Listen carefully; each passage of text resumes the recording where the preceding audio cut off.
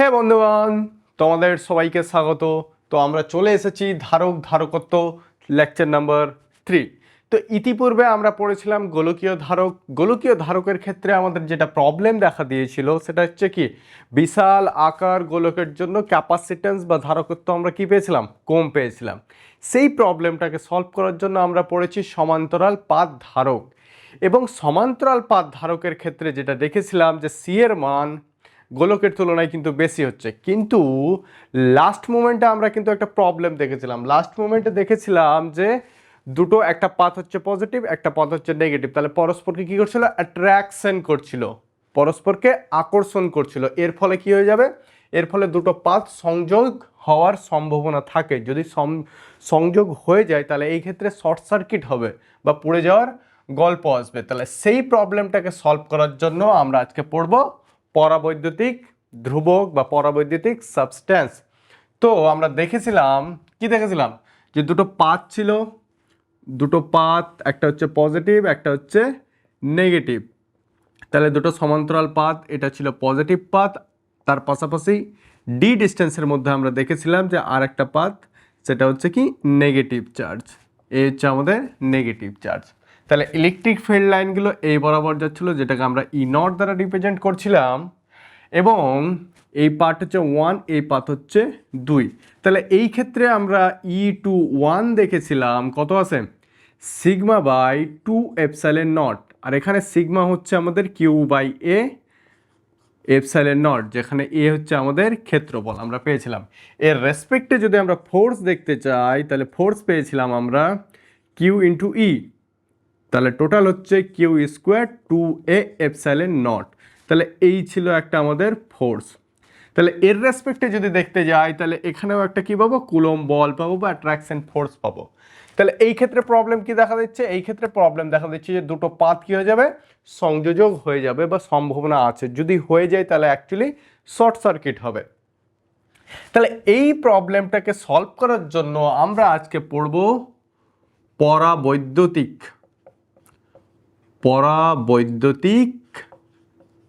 Substance বা পরাবৈদ্যুতিক পদার্থ।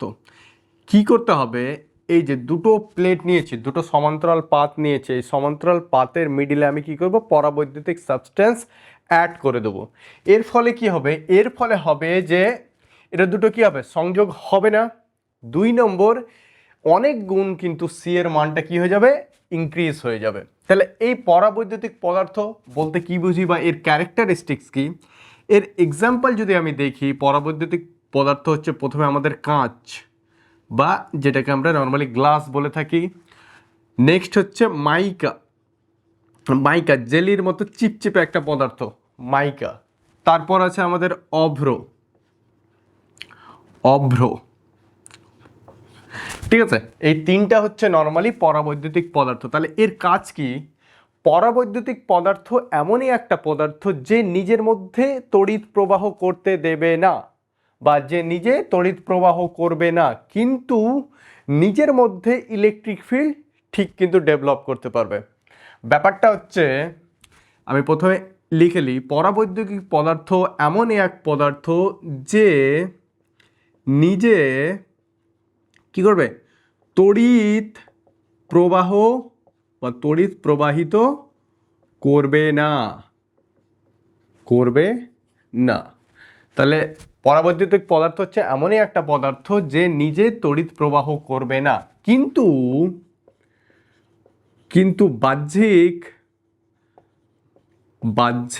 তড়িৎ ক্ষেত্রের উপস্থিতিতে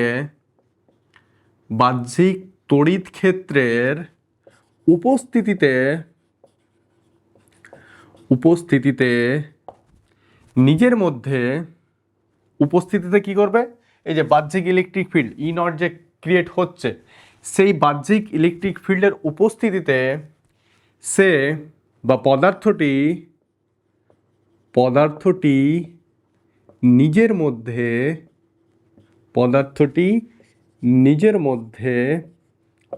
এক বিপরীতধর্মী তড়িৎ ক্ষেত্রের বিকাশ ঘটাবে ঘটাবে যা বাহ্যিক বাহ্যিক বাহ্যিক তড়িৎ ক্ষেত্রকে বাহ্যিক তড়িৎ ক্ষেত্রকে দুর্বল করবে এবং ধারকের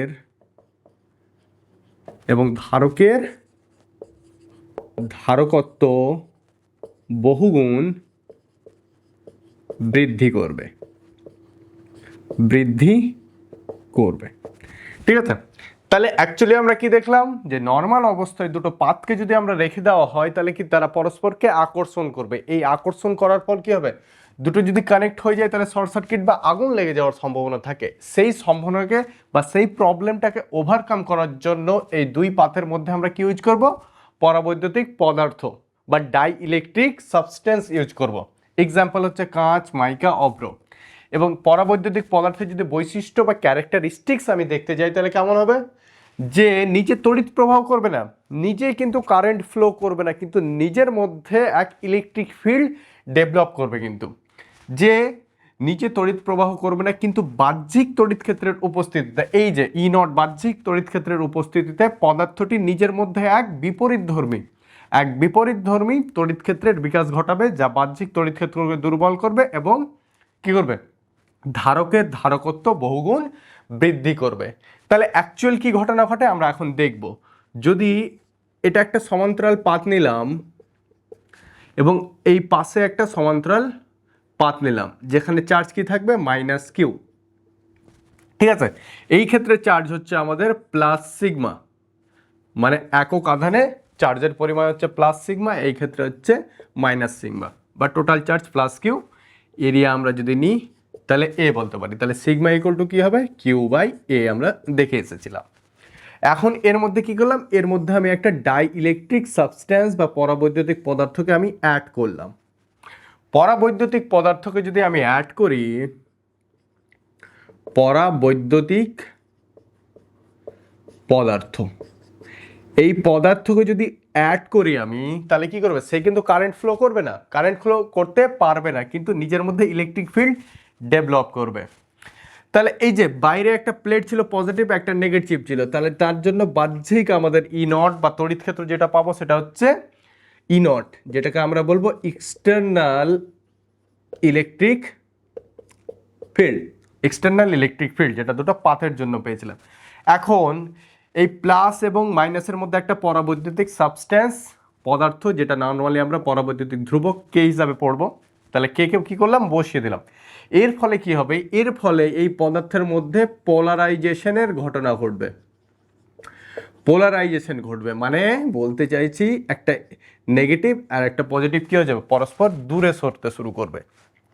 এই মুহূর্তে পোলারাইজেশন ঘটবে মানে কি, এই পজিটিভ আছে এর পাশে আমাদের কি আসবে, ইলেকট্রিক চার্জগুলো চলে আসবে, এই নেগেটিভ আছে এর পাশে কি হবে, পজিটিভ চার্জ হয়ে যাবে, পোল হয়ে যাবে, পোলারাইজড হয়ে যাবে, আধানগুলো কি হয়ে যাবে, পোলারাইজড হয়ে যাবে। ভিতরে কিন্তু পরাবৈদ্যুতিক পদার্থের ভিতরে যখনই আমরা দুই পাতের মধ্যে কি করলাম, একটা পরাবৈদ্যুতিক পদার্থকে অ্যাড করলাম, তাহলে সেই ক্ষেত্রে কি হবে, সেই ক্ষেত্রে বাইরে যেটা এক্সটার্নাল ফিল্ড সেটা হচ্ছে ই নট, বাইরের তড়িৎ ক্ষেত্র হচ্ছে আমাদের ই নট। যখনই একে অ্যাড করলাম তাহলে কি হবে, পদার্থের মধ্যে ফ্রি ইলেকট্রন থাকবে, সেগুলো কি হবে, পোলারাইজেশন করতে শুরু করবে, যে পজিটিভের দিকে নেগেটিভ যাবে, নেগেটিভের দিকে পজিটিভ যাবে। তাহলে এই পদার্থের মধ্যে কি হচ্ছে, একটা পোলারাইজ ঘটছে। তাহলে এইখানে নেগেটিভ আধানগুলো চলে আসবে, এই প্রান্তে পজিটিভ আধানগুলো চলে আসবে। এবং আমরা জানি তড়িৎ ক্ষেত্রের ডাইরেকশন কি হয়, পজিটিভ থেকে নেগেটিভ। তাহলে ভিতরে একটা তড়িৎ ক্ষেত্র ইন্ডিউস হবে বা জন্ম নেবে, সেটাই বলছে যে বাহ্যিক তড়িৎ ক্ষেত্রের উপস্থিতিতে পদার্থটি নিজের মধ্যে এক বিপরীতধর্মী বা বিপরীত দিকে কি করবে, বিপরীতধর্মী কথার অর্থ হচ্ছে এখানে বিপরীত সাইডে কি করবে, তড়িৎ ক্ষেত্রের বিকাশ ঘটাবে, যা বাহ্যিক তড়িৎ ক্ষেত্রকে দুর্বল করবে। এবং এই এই ই নটকে কিন্তু কি করবে, ডিক্রিজ করবে এবং ধারকের ধারকত্ব বহুগুণ বৃদ্ধি করবে। তাহলে মেকানিজম বোঝা গেছে। তাহলে দুটো পাত ছিল, ঠিক আছে, এটা পজিটিভ এটা নেগেটিভ, এখানে আমি ডাইইলেকট্রিক সাবস্ট্যান্স বা পরাবৈদ্যুতিক ধ্রুবক পদার্থ নিয়ে আসলাম, সেখান থেকে কি হলো, এই পরাবৈদ্যুতিক পদার্থের মধ্যে আমাদের পোলারাইজেশন শুরু হলো। তাহলে এদিকে পজিটিভ ছিল, তাই জন্য পোলারাইজেশন বা পরাবৈদ্যুতিক পদার্থের নেগেটিভ চার্জগুলো এই সাইডে আসলো, পজিটিভ চার্জগুলো এই সাইডে আসলো। এর ফলে ভিতরে একটা কি হচ্ছে, তড়িৎ ক্ষেত্র ক্রিয়েট হচ্ছে, তড়িৎ ক্ষেত্র ক্রিয়েট হচ্ছে, এবং এই তড়িৎ ক্ষেত্র এই ই নটকে কি করবে, অপোজ করবে বা বাধা দিবে বা দুর্বল করবে। সো 1 নম্বর ঘটনা যেটা ঘটলো আমাদের, 1 নম্বর ঘটনা যেটা ঘটলো এখানে, তাহলে এখানে কি হচ্ছে, এখানে নর্মালি আধান আবিষ্ট হচ্ছে। ঠিক আছে, এখানে আমি আবিষ্ট আধানের যেটা ঘনত্ব সেটা দিলাম সিগমা আই। তাহলে পরাবৈদ্যুতিক পদার্থের মধ্যে কি হচ্ছে, পরাবৈদ্যুতিক পদার্থের মধ্যে আধান আবিষ্ট হচ্ছে, আধান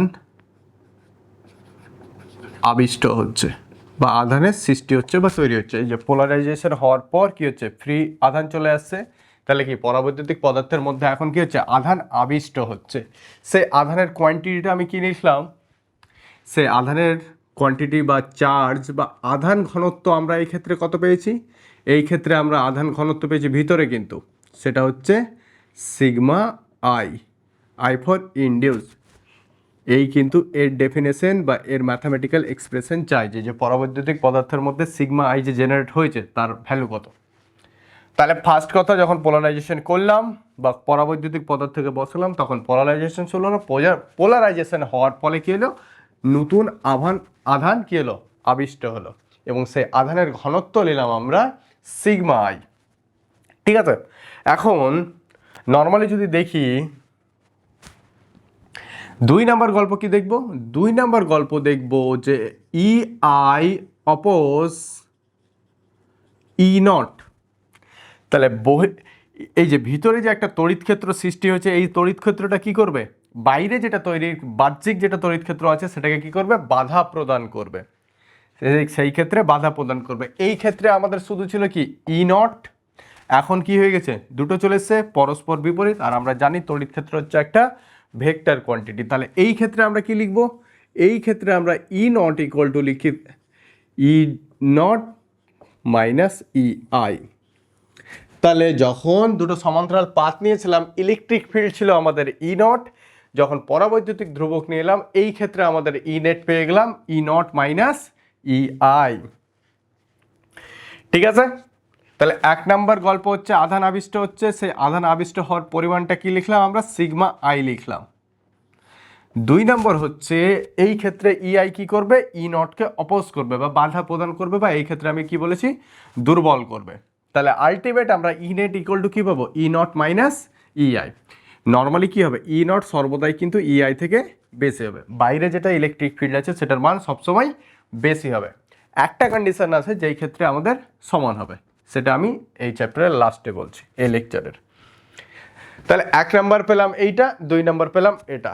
এখন আমরা যদি দেখতে যাই, যদি পরাবৈদ্যুতিক ধ্রুবক কে হয়, পরাবৈদ্যুতিক ধ্রুবক, পরাবৈদ্যুতিক ধ্রুবক, পরাবৈদ্যুতিক ধ্রুবক কি হবে, যদি কে হয়, তাহলে এই ক্ষেত্রে আমরা ইলেকট্রিক ফিল্ড যেটা পাবো সেটা কি হচ্ছে, কে পরিমাণ কিন্তু কমে যাবে। ইনিশিয়াল অবস্থায় কি ছিল, ই নট ছিল, যখন পরাবৈদ্যুতিক ধ্রুবক ছিল না।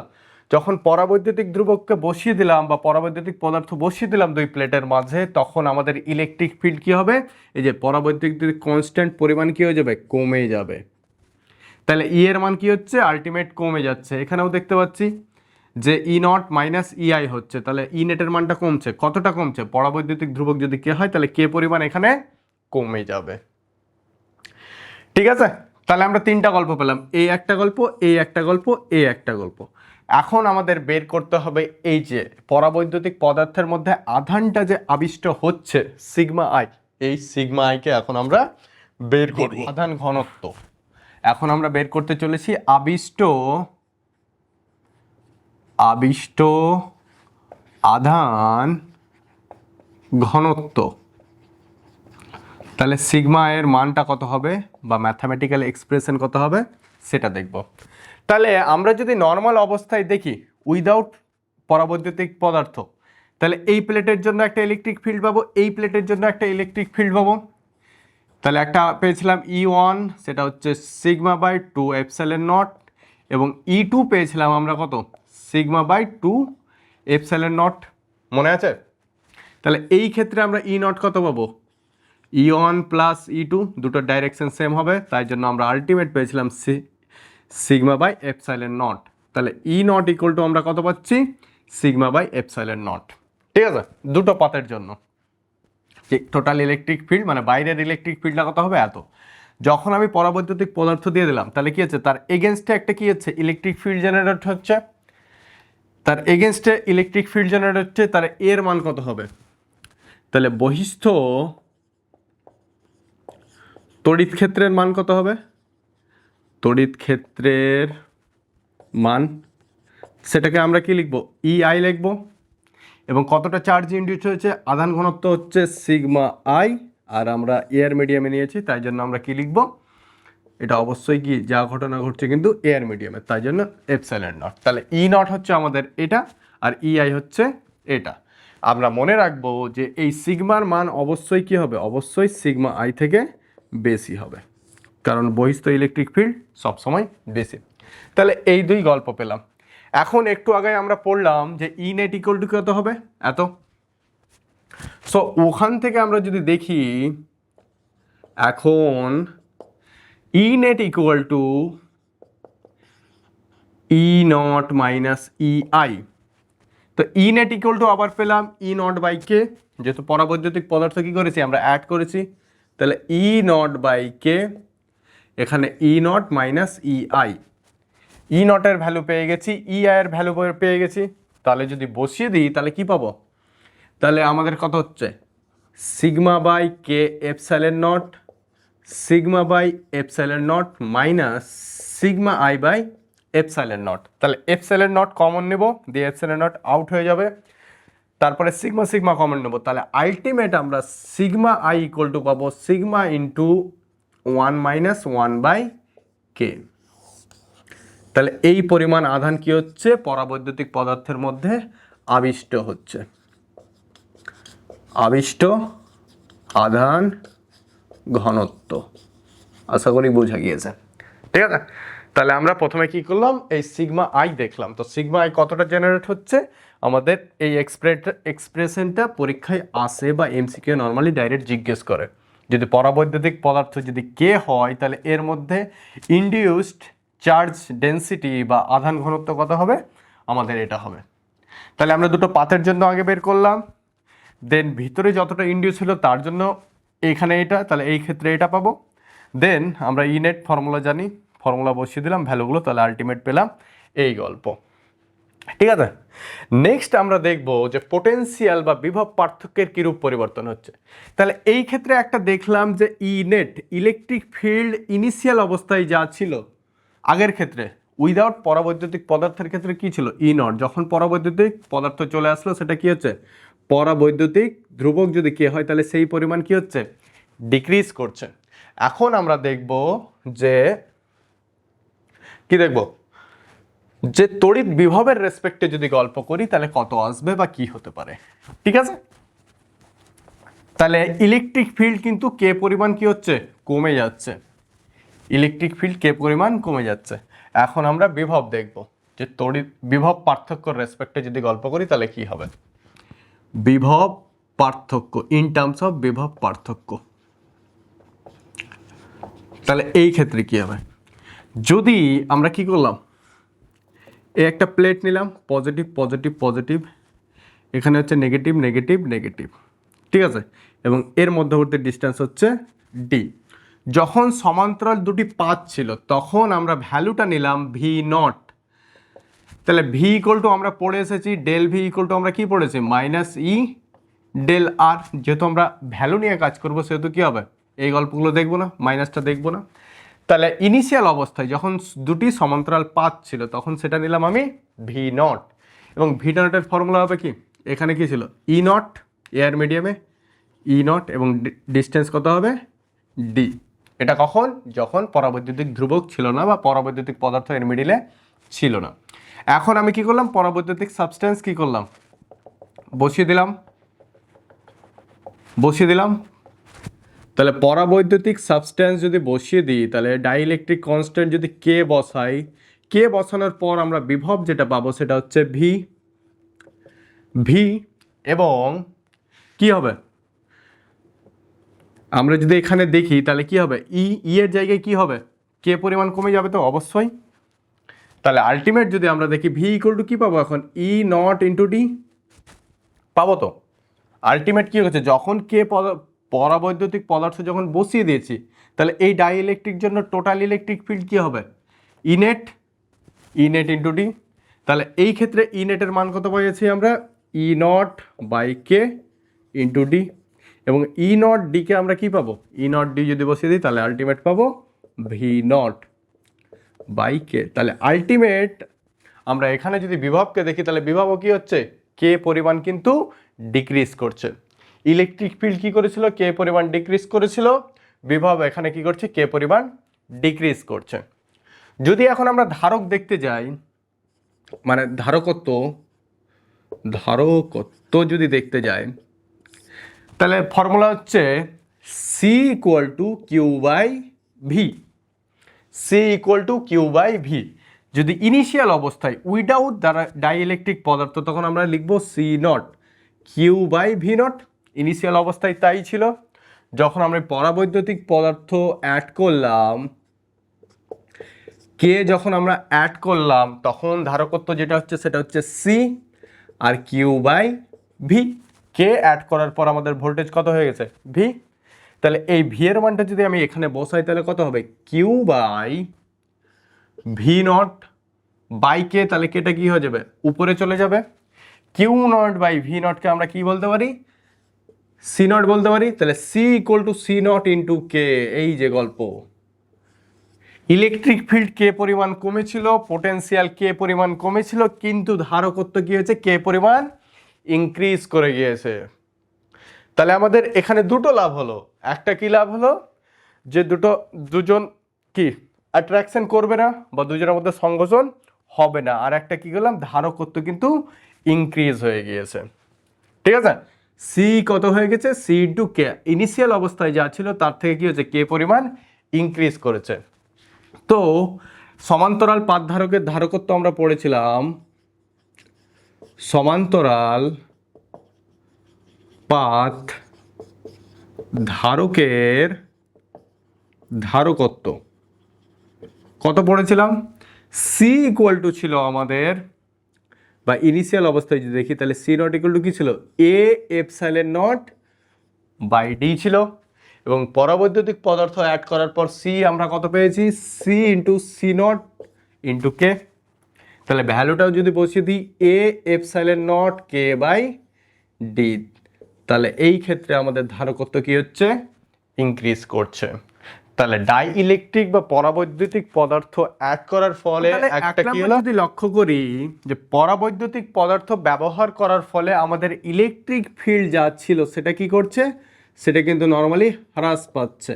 কতটা হ্রাস পাচ্ছে, ইনিশিয়ালি ছিল আমাদের ই নট, সেটা কত হয়ে যাচ্ছে এখন, ই নট বাই কে। কে পরিমাণ হ্রাস পাচ্ছে। 2 নম্বর আমরা যেটা দেখলাম সেই ক্ষেত্রে হচ্ছে বিভব কতটা হ্রাস পাচ্ছে, বিভবও কিন্তু কি হচ্ছে, হ্রাস পাচ্ছে। ইনিশিয়ালি ছিল আমাদের ভি নট, তো ভি নট থেকে হয়ে গেছে ভি নট বাই কে। এই ক্ষেত্রে কে পরিমাণ কিন্তু হ্রাস পাচ্ছে। কিন্তু যখন আমরা ধারকত্বের গল্প দেখলাম, তখন কি হচ্ছে, কে পরিমাণ কিন্তু ইনক্রিজ করছে।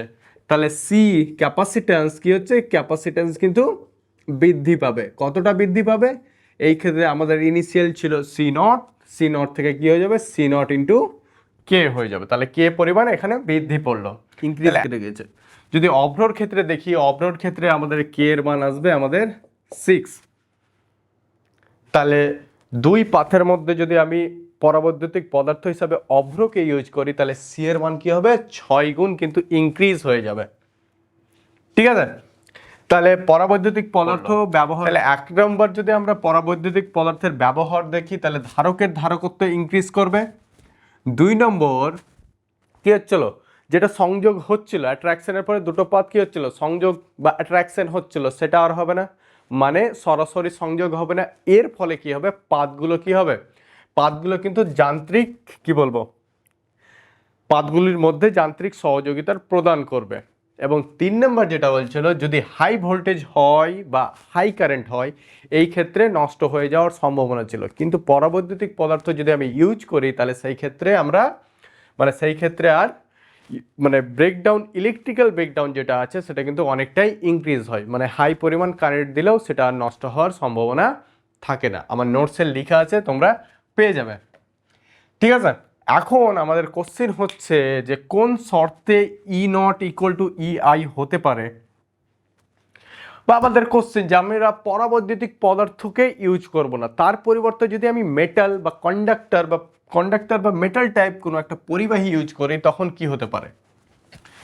মেটাল টাইপ পরিবাহী যদি আমরা ইউজ করি তাহলে সেই ক্ষেত্রে কি হতে পারে বা কে এর মান কত হবে। ঠিক আছে, তাহলে আমরা কি বের করব, কে বের করব, K for metal body, metal বডির জন্য কে কত হতে পারে। ঠিক আছে, তাহলে আগেই বলি ধাতব পরিবাহীর মধ্যে বা মেটাল বডির মধ্যে কি আছে, অসংখ্য ইলেকট্রন, মুক্ত ইলেকট্রন আছে বা ফ্রি ইলেকট্রন। সেই সংখ্যাটা হচ্ছে 10⁻29 পার মিটার কিউব।